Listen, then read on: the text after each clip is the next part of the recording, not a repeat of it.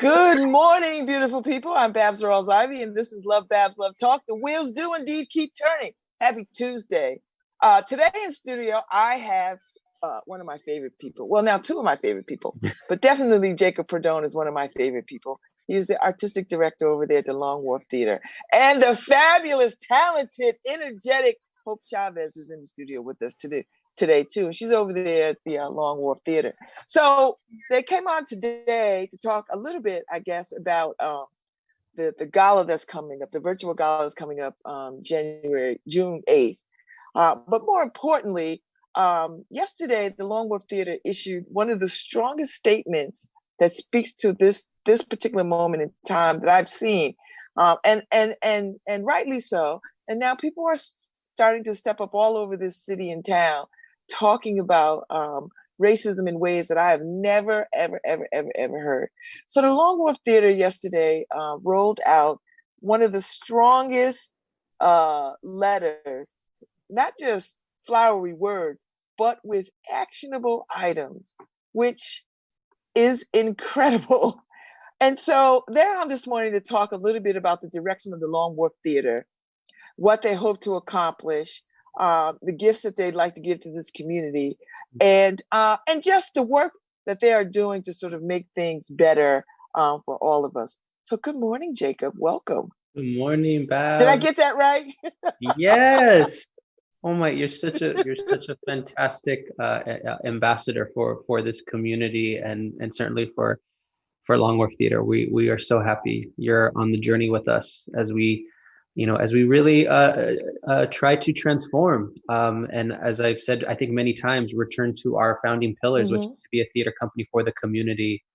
And I think, now more than ever, as we collectively grieve and heal and speak out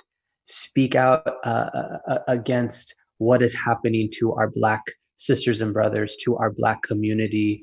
I just think that this is certainly a moment where art can really amplify the struggle. And I just think that Wharf Theater has a real responsibility, not just to, the rest of the country, but hyper locally to our community here in New Haven, where there has been suffering and where there has been police brutality. And I just want to lift up Hope Chavez, who's our artistic producer at Wharf Theater, who is an organizer and an activist and has really been on the front line with the protesters and really helping to lead us. So it's I've been really inspired by Hope's work. Me too. I mean, she is the right sort of energetic. She's the right sort of energetic spirit that this particular time calls for. I'm just convinced of that. So when you all sat down to write this statement, because you could have not said anything, or you could have said a whole lot less, or you could have just said, what, the Wharf Theater stands with our Black and brown sisters and brothers, and let it go. But you all laid out a real roadmap that allows the community to hold you accountable, I think, in very real ways. I want to talk a little bit about your process from the time that you got here, and what you noticed and what you realized and what you thought this theater could do. Hope. You want me to? Yeah. Well, no, just because I think that it was such a collaborative, I think, process. Yeah. And also I think that in this work, I think it's also important to name sometimes when we mess up, or when we our intentions aren't necessarily sort of aligned with our actions. And I think that has historically been the case, I think, for Wharf. And so I think we really wanted to get this right. And I think that even though, we started to see theater companies post, and we had actually started to work on our statement like early last week, but we knew that we wanted to be really discerning about what we were going to put out. And we knew that we couldn't just put out words, that words had to follow action. And so we wanted to really take our time, and really grateful for our director of marketing, King Kenny, who said to us, let's really be thoughtful about what we put out. But he and Hope were really instrumental in shaping what we ended up coming up with. So Hope, if you would like to talk, I'd love to share. Yeah, it started. So we started working on it early last week, and King Kenny really took a first draft at it. But he was also, we had a really honest moment as a leadership team too. That was like, this Black man who's the director of marketing and communications for us right now also doesn't need to bear the responsibility of writing this statement for a predominantly white institution, an institution he's new to. And because part of our statement was an apology as well and an acknowledgement of our complicity, it felt really important that we work as a team on it, right? That we all share that load together. So he helped us draft a first, really draft the arc of it and really get the language that we're looking for in terms of grounding our commitment to this community. But then as I helped with the editing process with Kit and Jacob as well, it really was about crafting the action steps. And it also was about acknowledging the folks in the community who've been doing this work, right? So we name a couple of the organizers and the organizations that have been doing this work before us. There's many, many more. But it felt really important to acknowledge that we've been called upon before, and we have been silent in those moments. And I think, it's one of those things where it may not have been those of us who were drafting the statement who have held those moments of silence, who have been complicit, but it doesn't matter. This is an institution with history, and we're now the leaders of it. And so it's really important to name where we've been and to be transparent about where we're going. And that's why we say in there, these are our action steps, and we commit to being transparent about updates as we go along through that. And we ask you to hold us accountable, community. And the statement is up on your website, longwharftheater.org. Yep. So people can read it and dissect it and discern it, and comment on it, possibly. People can comment if they like. Absolutely. Yeah, it's on all of our social media platforms as well at this point. And I think we encourage that. We encourage the dialogue, right? Because that's the only way that we can continue to listen to this community. We need that feedback. We need that rigorous discourse in order to be accountable. Now you got a whole board of directors and trustees that sort of, guide and direct the flow. And so what was their reaction? And I say there was all transparency. I am new to the Long Wharf Theater Board, happily sitting at the table. But I'm interested in your perspective from where you sit, how the board has been supportive or not supportive, or taken this and ran with it or not, or whatever. One of my sound bites when I'm being interviewed, or as I say, I have the great fortune and blessing to work with the best board in the American theater. And I'm not just saying that. I really, when I hear the stories of my fellow artistic directors at theaters across the country and hear some of their struggles and some of the conversations that they are having with their boards, where they can't even say the word racism, where they can't even say anti-Blackness or white supremacy or social justice. I am really grateful for our board of trustees at Long Wharf Theater, because they have never wavered from their commitment. They have never asked me to be anything other than I am. When I was a candidate for this job, I was really clear about my vision, that I really believe in art and activism living side by side, that I believe in community organizing, that I believe that theater is social justice on its best days.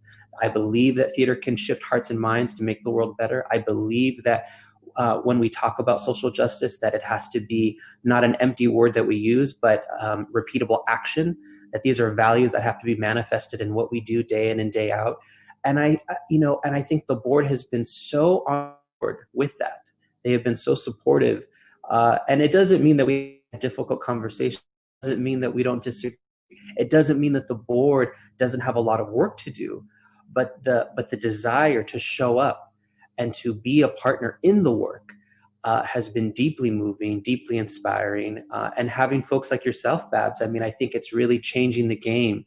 I think that we have to, ask tough questions and really build the culture that we want on the board, because the board has so much, they can be real agents of change and real thought partners as we rebuild the theater company. As some folks who may be listening know, that Long Wharf Theater, we were in a tough spot before COVID-19, before what's happening in the Black community. The theater it almost feels Shakespearean in terms of where the theater has been over the last 18 months. It's just kind of been like crisis after crisis after crisis. And I think because of the dedication of the staff and our donors and certainly the board, I think we've been able to really weather the storm. And I'm hopeful that we will get to the other side. Yeah. I think so. So you have really positioned with the help of your team and your staff, and you've got an amazing staff. And you've had to make some hard choices over these last few weeks. I mean, you had to furlough people. You've had to maximize resources to the best of your ability. And that meant, making some hard decisions about where money goes. And everybody is doing that. Before we move any further, can you talk a little bit about what that process was like? And how do you make these hard decisions about, how do we maximize our resources? And that might mean a whole lot of things. It's such a great question. And I think one of the things that I'm really grateful for, my partner, Kit Ingwe, who's our managing director, and has just been extraordinary in the work. So as the managing director, she's really charged with overseeing the operations of the theater in terms of our marketing, our fundraising, and our finances. And one of the things that Kit and I talk a lot about, which I'm grateful for, is how are we budgeting to our values? Because I think it's so easy to invest in the bricks and mortar and not to invest in people. And I think we are trying to the best of our ability to invest in people, because an institution is nothing without the constellation of humans who make up the staff, who actually do the hard work of manifesting our mission and our vision.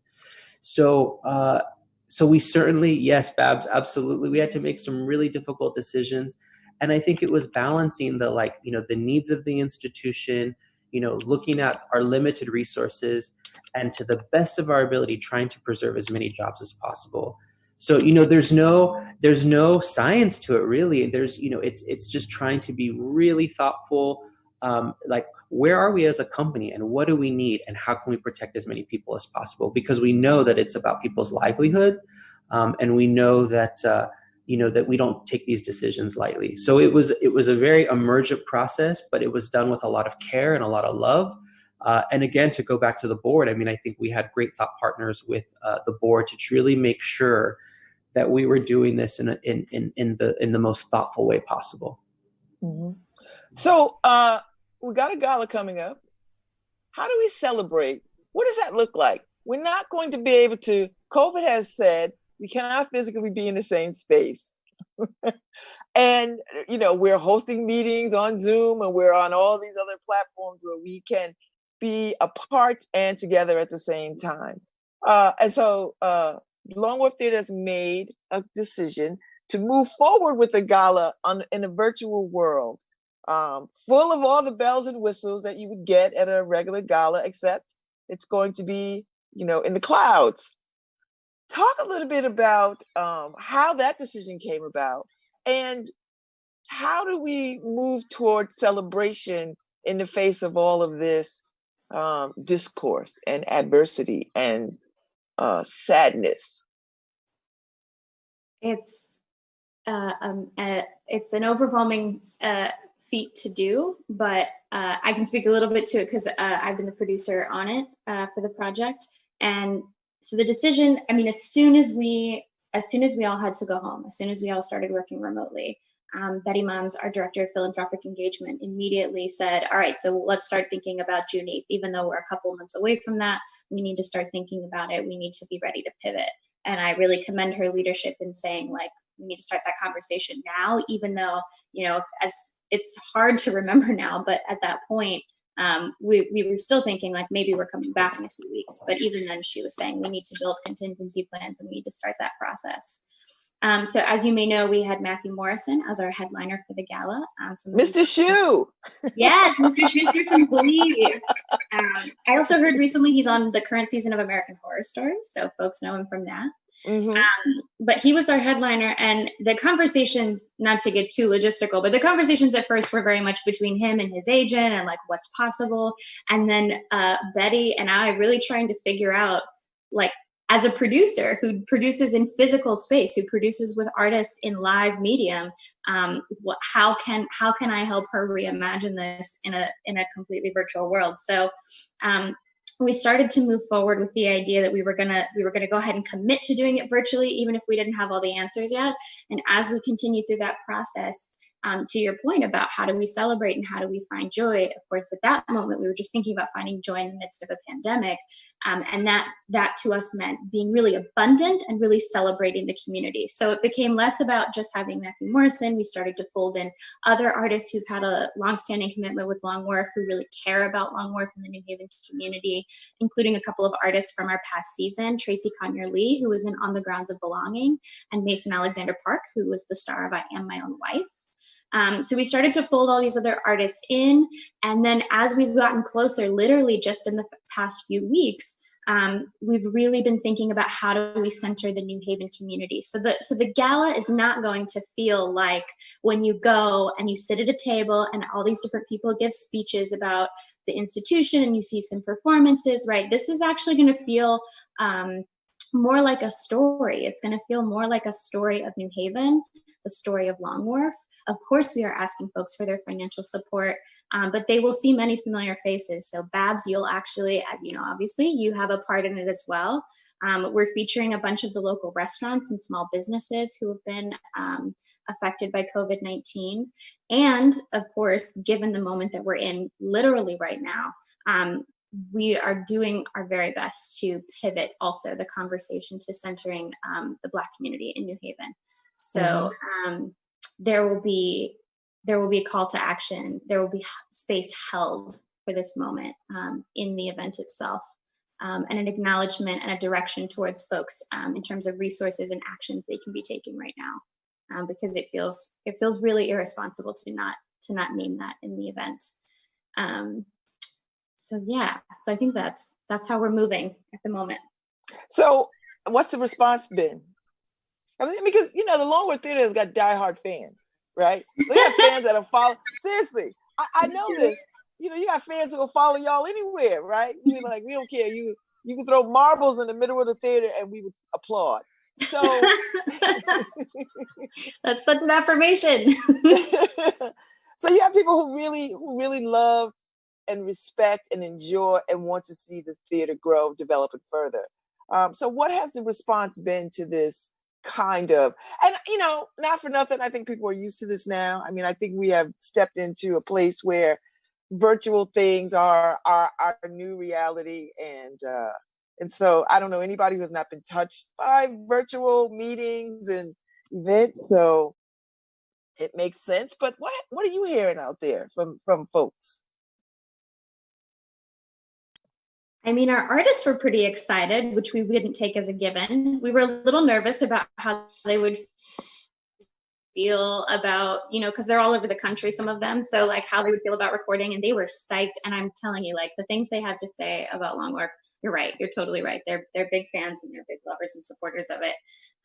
And beyond that, I mean, I think folks are really looking for a moment to find some joy right now. I think they're looking for ways to see art. There's actually, we will have a performance from the August Wilson monologue competition, one of the second finalist, the regional finalist. So that his name is Joanne Lee. So there's actually the ability to watch entertainment that feels really intimate. So I think that I hope folks feel really connected through it. I don't know, Jacob, have you heard things from the broader community? Yeah, I mean, I think one of the things that I think is exciting is that we're able to reach more people. because it is virtual. I think that's the thing that's really exciting, that people can watch from anywhere. So like, I'm excited to be able to share the gala of the theater company that I lead with my family in California. They wouldn't necessarily be able to come to Connecticut, because if we were to have the gala on site, there's a capacity issue. There's only a certain number of tickets we can sell. There's only a certain number of people who can go to, the pre-show reception and post-show, celebration. So we have over 600 people, about 600 people signed up already. And we wow. Yeah. So we hope that number just continues to grow, over the next several days until we get to June 8th. But I think it's also important to once again say that we are really monitoring the situation carefully, because I think it's important that in this moment we continue to center the community. We continue to center and think about what's happening. I don't want Long Wharf Theater to just to go back to how we've been complicit, where we, I think as a country we've normalized what is happening, to our Black community, in addition to what happened, the oppression of our Latinx community, our Indigenous community, and to communities of color all around in the United States. So how do we make sure that we are really on the right side of history and that we're being just really thoughtful and discerning? Because what we don't want to do is cause any harm to our Black sisters and brothers, to our communities of color, to those who are suffering, to those families, who are struggling. So the hope is that the gala really is where we can hold both things. We can hold the healing, we can hold the injustice, and we can hold celebration and joy. I think it's also important to name, because Betty Mons will kill me if we don't, to name a couple of things. That Key Bank is our lead sponsor. So thank you, Key Bank, for sticking with us. They really have, with their support, they are making the event possible. I actually think it's important to name the restaurant partners so that folks know where they can order from on the night of the gala. So you can place an order, delivery, not delivery, but takeout, bring it back to your home, enjoy delicious food while you watch the gala with us. And we have 6 partners, and Hope, please tell me if I miss anyone, but it's 116 Crown, Sol de Cuba, Bazi's, Home in Brantford, Sandra's Next Generation. Do I have that right? Yes. And Stellados. So I think Mama Mary's Soul Food as well. Mama Mary's Soul Food. Wow. So it's a good lineup. Oh, I'm sorry. Go ahead, Hope. Just one of the other cool things to say about the sponsors is that, and how I think the community has already started to affirm their excitement for this, is that we've given all of our sponsors access codes for blocks of free tickets to redistribute to frontline workers right now. And that's a huge chunk of the folks who've already RSVP'd, who have taken us up on that offer to have free tickets to join us for that. And I think, to your point, Jacob, like, we're making it more accessible than ever, because folks can buy a $20 ticket, and really it's for your household, right? So you can pay $20, and anyone who's quarantining with you right now can watch it at home. So my family's also tuning in from Texas and California and Arizona and New York. Are people dressing up? Have you heard that? I will. Dress up. I think so. Yeah, I think we want to make it a celebration, even if you're watching it from home. The other, I also want to just lift up and just, much love on the air to our gala co-chairs. So Pat Brett and Danielle Gianetti. So they've also just been fantastic thought partners, really committed to ensuring that the gala is a virtual success. So much love to Pat and Danielle. And you all have ambassadors, people who are from the community who carry the good word of the Long Wharf Theater and its activities, which I didn't really know about until I think maybe last fall. And I kept hearing ambassadors. And I was like, what is that? So talk a little bit about that relationship and what that looks like and why. So Maddie Ardito, who's our Director of Learning and Community Organizing, really shepherds that group right now. But the ambassador program, I don't actually know how long it's been around, but it's been around for a very long time. And the goal, just as you've said, it's really looking for community folks who are big fans of Long Wharf Theater and are interested in helping us bridge relationships and make connections with folks who may never have heard of us. So during a normal season, an ambassador has access to free and discounted tickets in order to bring groups to the theater and to really build investment from communities that may not know about us. But I think for the gala in particular, we're really trying to encourage them to spread the word again about those frontline worker tickets and about the accessibility of the programming. So it's all about how we build bridges. It's all about how we create authentic relationships. It can't just be up to marketing and assuming that folks will find us on the internet or things like that. It's all about building real relationships. And so the deeper our relationships are with the ambassadors, the more they are connected to our values, our work, the more information they have about us, the more authentic these relationships and sustainable these relationships can be with new community members who come in. And I think, Babz, you've said this many times before, but it's not just about saying you're invited, it's about making folks feel welcome. And I think ambassadors are a huge part of that. It's a huge part of how we say, it's not just that we've asked you to show up to a performance or an event at our space, it's about getting to know you more personally. So what's the conversation like for the next season? Are you planning for the next season? Are you getting ready for the next season? At some point, things are open, things are opening up in phases, all around the country. And at some point we will all be back to being fully open and could possibly gather in larger numbers with one another. Are you all planning for that? Are you thinking about that? Are you hopeful for that?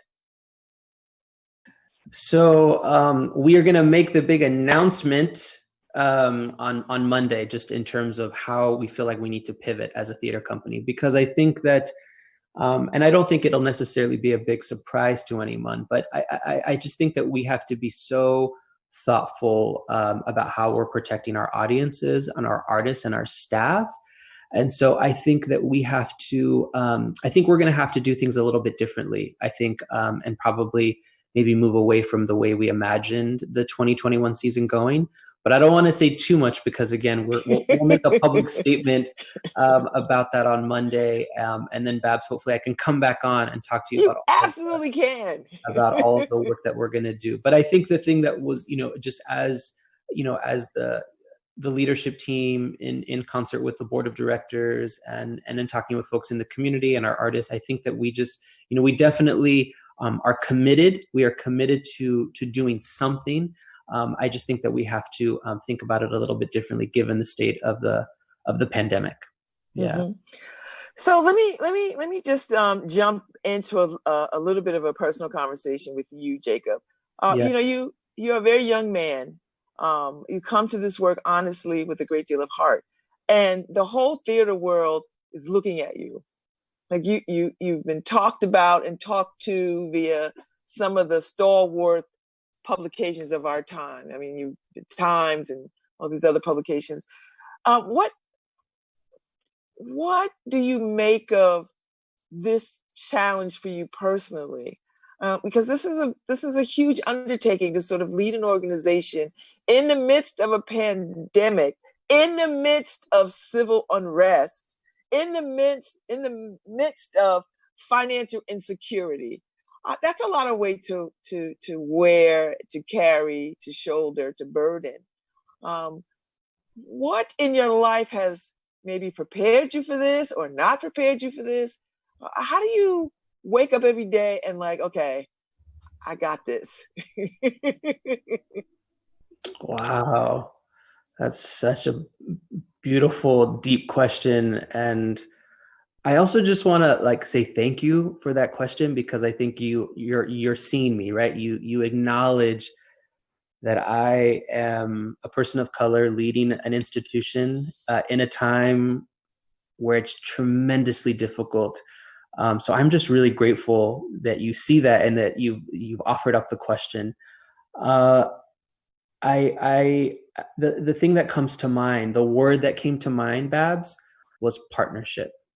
That I feel like the way that I am navigating this crisis and helping to rebuild this company, lead this company, transform this company is in partnership.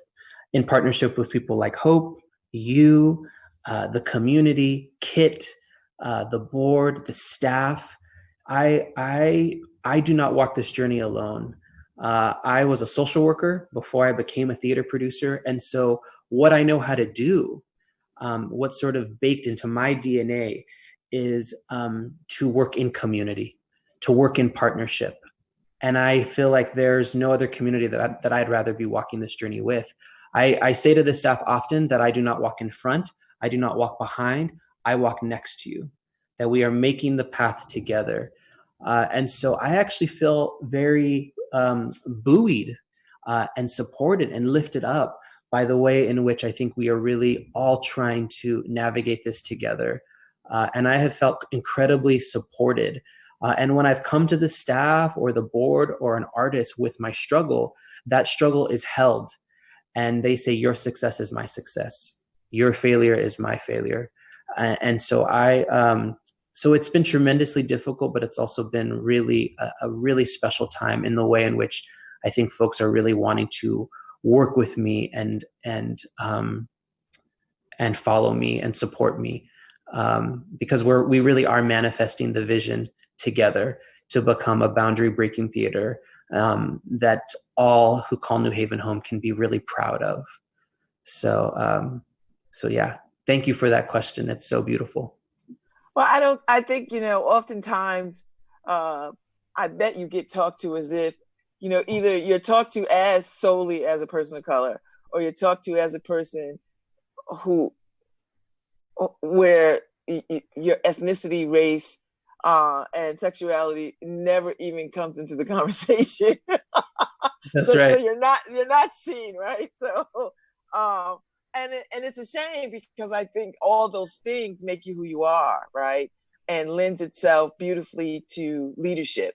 Right? Yes, and it's something that I say to the staff. I mean, actually, we pulled the staff together. So what we have been doing is, because we're all working in a virtual space and we can't see each other every week or every day, is every Monday morning we have an all staff virtual meeting where we're able to just see each other's faces and take each other in. And it felt especially important to hold that space yesterday to talk about what's happening in this country, to talk about the statement that we were going to issue about our commitment to anti-racism and to being a place committed to social justice. And we talked about this very thing. We talked about that you have to bring your full humanity to work, that in leadership, feelings matter. I think that when I reflect back on my own career and some of the companies that I worked with before I became an artistic director, I felt like sometimes I was asked to divorce my personal from professional, that I was asked to kind of shelf the different parts of myself because I was at work. And I don't think that actually creates for a really dynamic culture. I think that to ask people to divorce themselves from their struggle, from their race, from their whatever it is, show up in your full humanity, because that's the thing that we want to lift up and celebrate. I think that that's super important. And I think, as I said, I think it's going to make us a more dynamic theater company. So, So what are you hopeful about?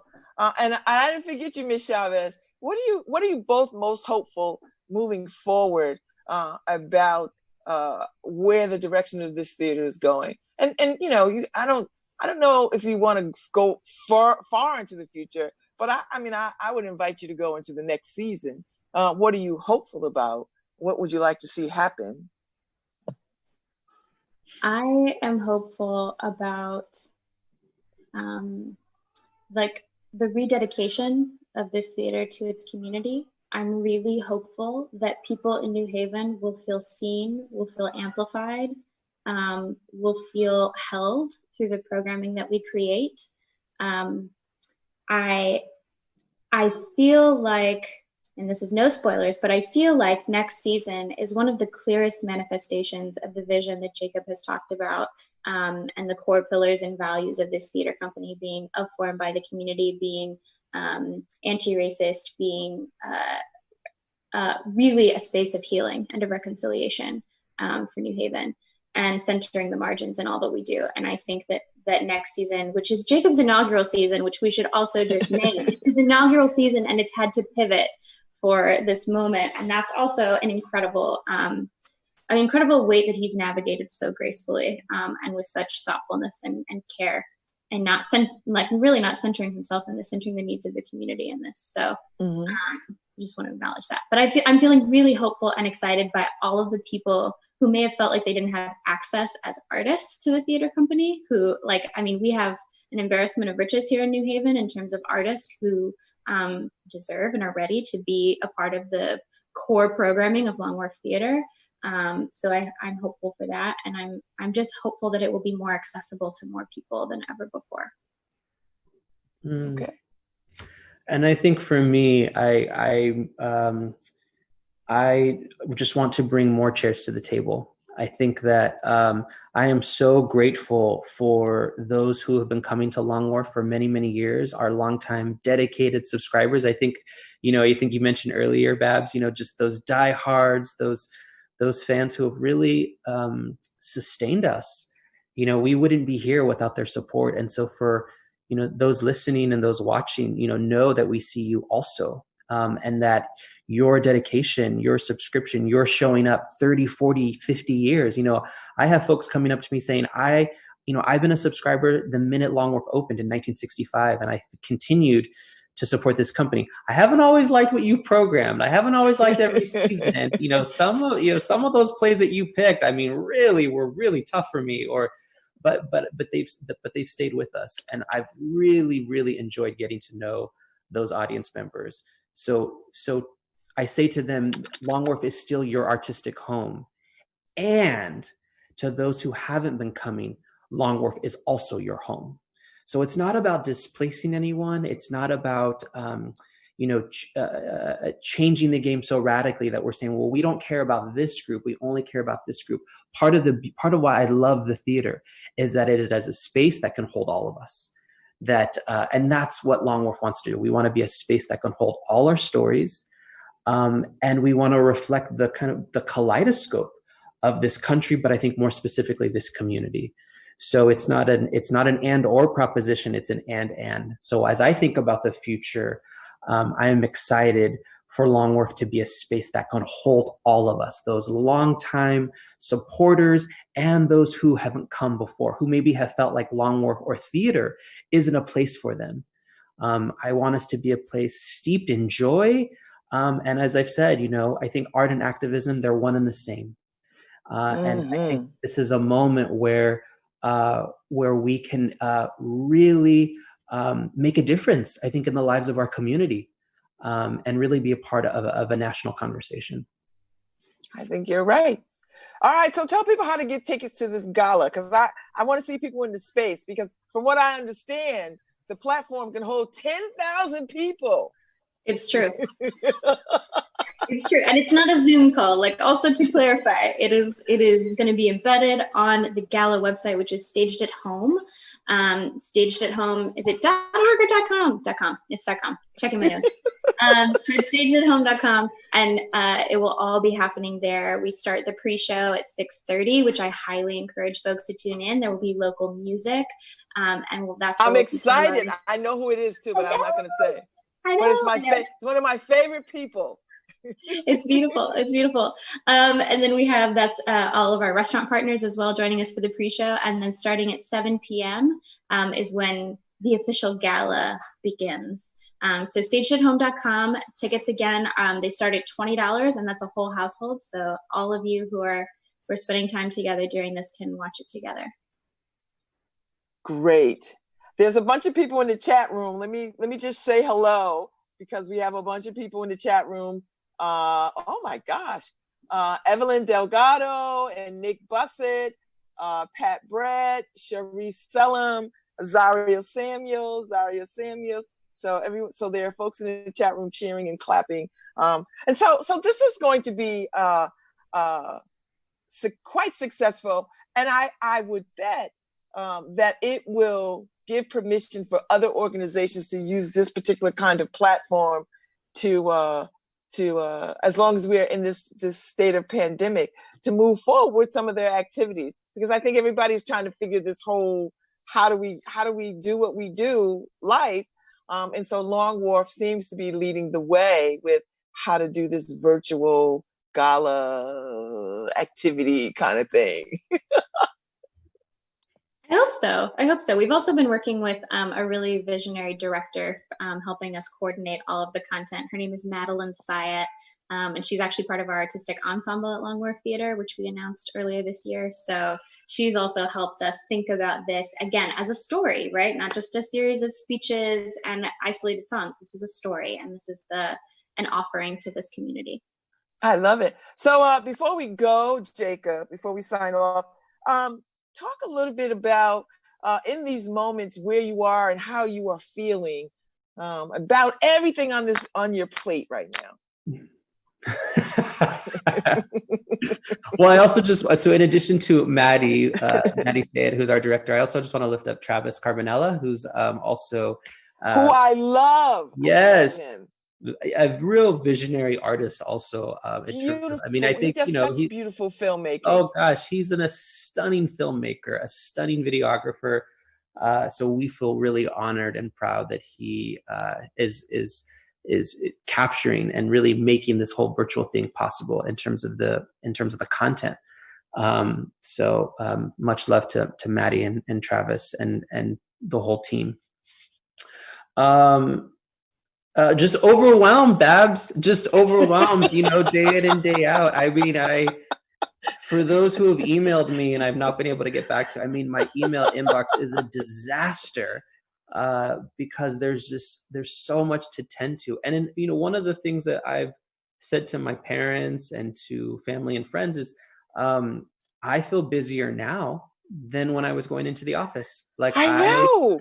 It has been so difficult to keep up and to stay focused.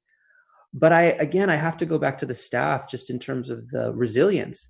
I think their resilience, their willingness to step in and step forward and really continue to serve the organization has been really inspiring. And certainly this leader on the call with me, Hope Chavez, I mean, it is not lost on me that, Hope, picked up her life from New York City, had a great community there, had a great life there, had a great job, and said, I believe in what you're doing. I believe in where you want to take this theater company, and I will come on the journey with you. So that is not lost on me. And so I feel like I'm trying to show up because I feel like I owe it to my team. And I feel like they need to hold me accountable also to make sure that we are delivering on this promise to rebuild this theater company. Yeah. Well, thank you both this morning. I certainly appreciate this conversation, as I always do. I want you to keep coming back and keep having the conversation, not with just me, although it feels like it's just me, but with the larger, greater New Haven community, because people do watch and they do enjoy hearing about you all and what's going on at the Long Wharf Theater. I do appreciate that. So thank y'all. And June 8th, we are going to have a funky good time. Tell all your friends and family we definitely want to surpass that 600 number that we're at right now. So yes. Like if we had a gala, we couldn't have 600 people. We wouldn't have been able to have 600 people in the space. Definitely not. Definitely not. So yes. Okay. Thank you, Jacob. Thank you, Hope. I appreciate y'all. Harry, we're on our way out.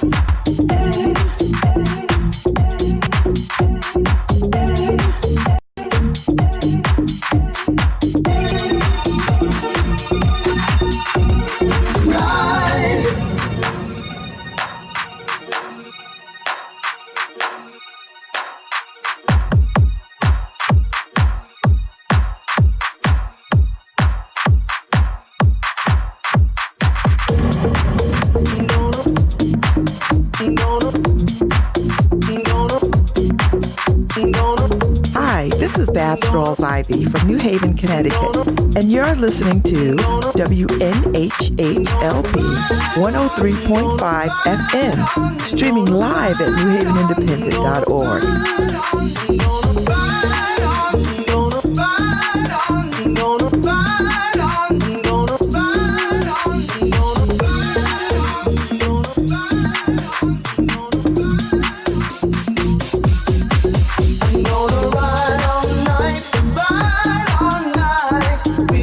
Spinning to the morning